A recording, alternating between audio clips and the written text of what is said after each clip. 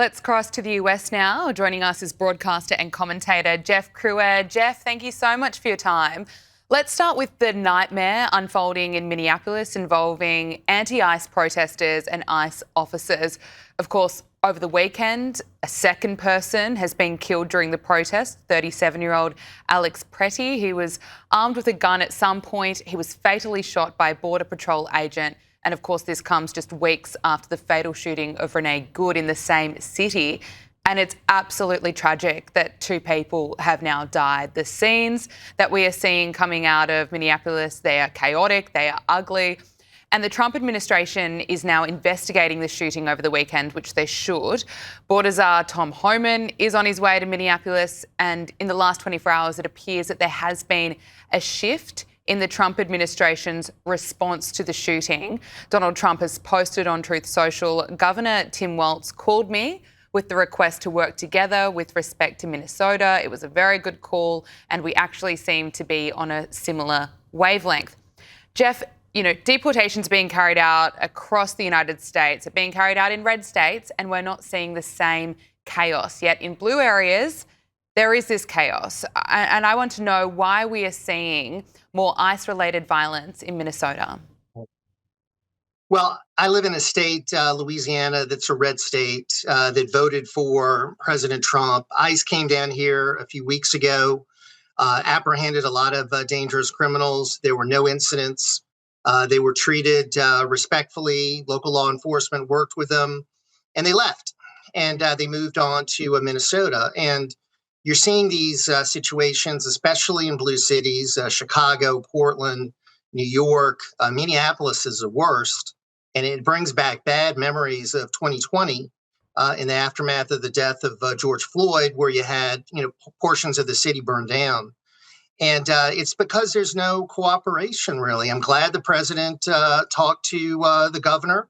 ICE is trying to do the best they can do, trying to remove dangerous criminals, yet protesters are impeding what they're doing.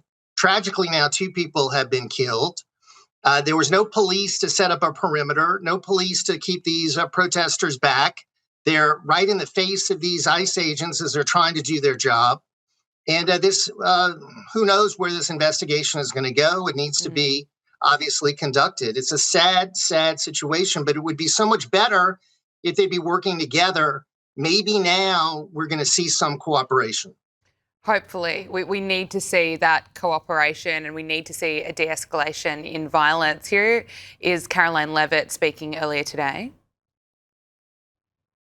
Has no doubt been selective outrage by the liberal biased media and picking and choosing victims and highlighting their stories. And as I've said, President Trump does not want any Americans to lose their lives in the streets of America and in American communities across the country. He believes what happened on Saturday is a tragedy, but every life is equal to President Trump, and that's why the lives of Laken Riley and Jocelyn Nungray continue to matter to him and be an utmost priority to him to this very day. And it's unfortunate that we did not see the same type of sensationalist media coverage over the tragic deaths of those innocent American women and girls across the country as we are in the wake of this tragedy that took place on Saturday. Jeff, I want to get your thoughts on the media's role and its coverage over the past few days, past few weeks. But first of all, can we look at Tim Walz? He is apparently now going to be working with the Trump administration, but these are his comments over the weekend. He appears to make this comparison between enforcing laws to Nazi Germany. Many of us grew up reading that story of Anne Frank. Somebody's going to write that children's story about Minnesota. No, that's not what is happening at all. No, and the Anti-Defamation League sent out a statement that they categorically reject what Tim Walz was trying to do. They criticized it, that they thought it was reprehensible to try to make a connection there. They do that all the time on the left. They bring up Nazism, they bring up Hitler, they talk about the ICE agents as stormtroopers. It's reprehensible. What I see is a president winning a mandate. Part of his election platform was he was going to remove illegal aliens from the country. ICE is trying to implement the policy that the American people voted for. And these politicians and these protesters are trying to implement their agenda, which lost at the ballot box. So if they wanted all these illegal aliens to stay in the country, they needed to elect Kamala Harris, and she lost. So the president is having obviously a difficult time in these blue states. One of the options was, of course, the Insurrection Act to bring in the U.S. Army to try to really restore order there. The president has hesitated because of the optics, and I think what that would do, inflame the situation. So Tim Walz has made some disgusting comments. He really has, as has the mayor of Minneapolis. He has been reprehensible as well. The media, of course, is giving the side of the leftists. They're not talking about the people that are victimized by illegal immigrants. They're not talking about the work that ICE is doing that is very difficult with all of these protesters. So it's a very biased coverage from the media, which we expect here in this country, unfortunately. It continues. Barack Obama has condemned Donald Trump for the death of Alex Preddy in Minneapolis. He posted on X, "It should be a wake-up call to every American, regardless of party, that many of our core values as a nation are increasingly under assault." This is the same person who earned the title Deporter-in-Chief, and this is what Obama had to say about deportations back in 2013. I'm the President of the United States. I'm not the Emperor of the United States. My job is to execute laws that are passed. And Congress right now has not changed what I consider to be a broken immigration system. And what that means is that we have certain obligations to enforce the laws that are in place, even if we think that in many cases the results may be tragic. There are going to be some stories that break our hearts. And more importantly, we're going to continue to have an economy that is stifled by a really inefficient system where not only are we deporting folks, but we also have a legal immigration system that is so bottlenecked that it forces sometimes people into the illegal system. That was Obama, the deporter-in-chief, and people forget that he was responsible for deporting millions from the country. And of course, what will make America safer is if illegals are deported. Well, Bill Clinton back in the 90s talked about the need for strict immigration enforcement. He talked about having to deport people that were here illegally. Barack Obama did, as you pointed out there, numerous times, that it was important to deport people that were here illegally. He talked about the economic interests of the country being served by doing that. And as he just said, legal immigration is a bottleneck, and illegal immigration is a way for people to leapfrog over the people that are doing it the right way and get benefits and being rewarded for breaking our laws. So he even had some deportations under Joe Biden. So this has been going on for decades.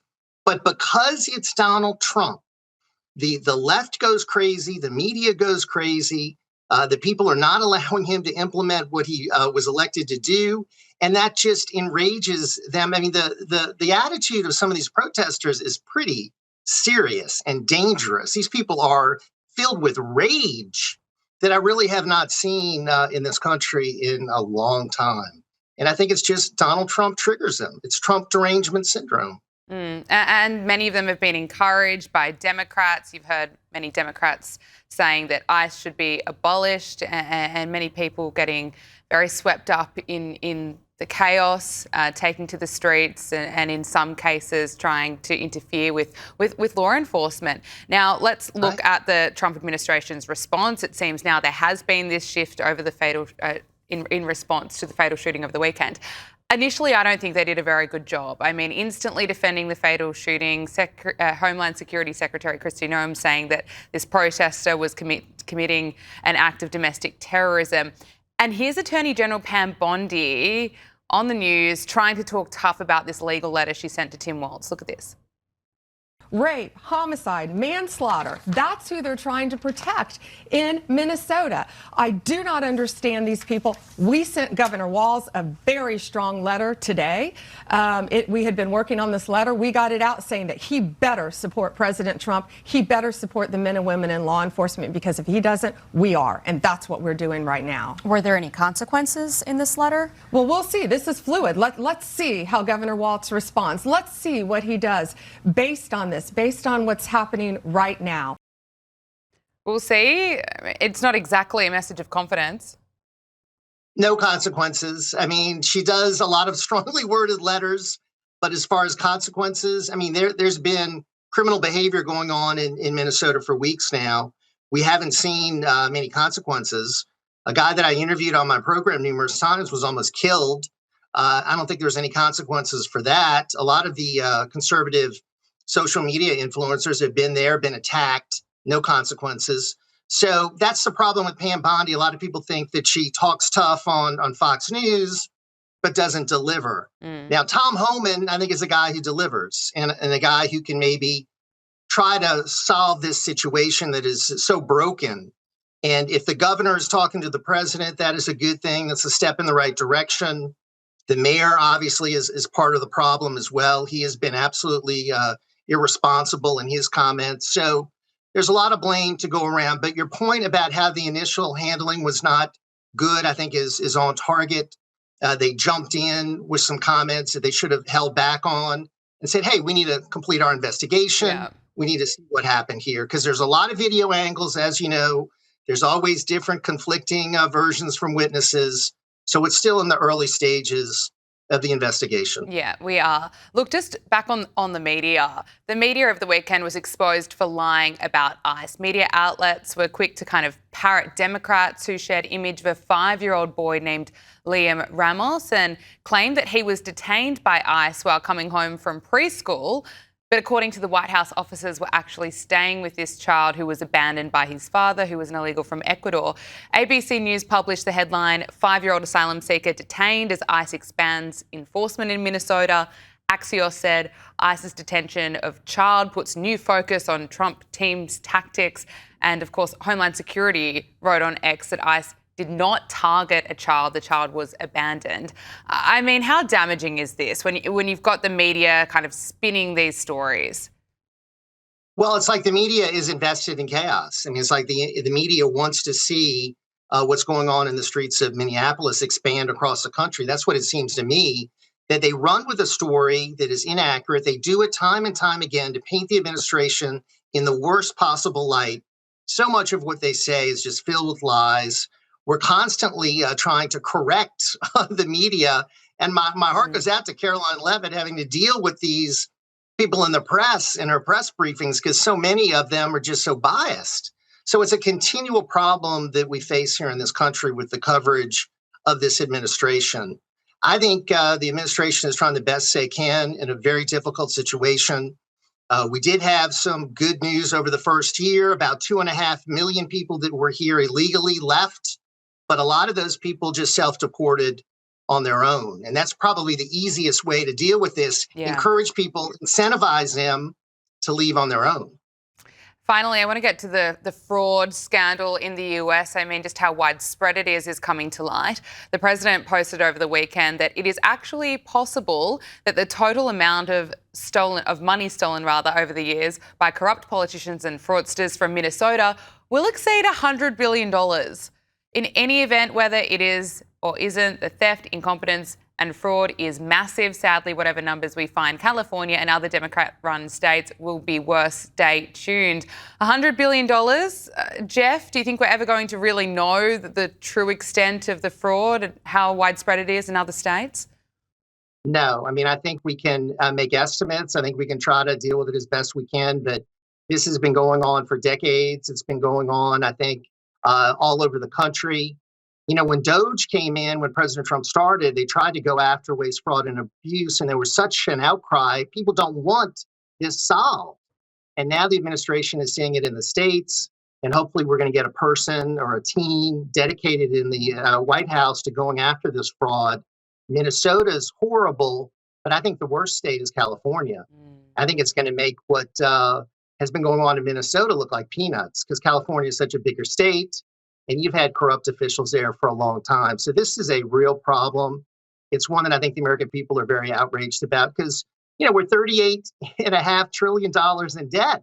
We'd be in a much better situation if we didn't have all this fraud going on. Absolutely. Broadcaster and commentator Jeff Crouere, thank you so much for joining us. We really appreciate your time. Thanks so much.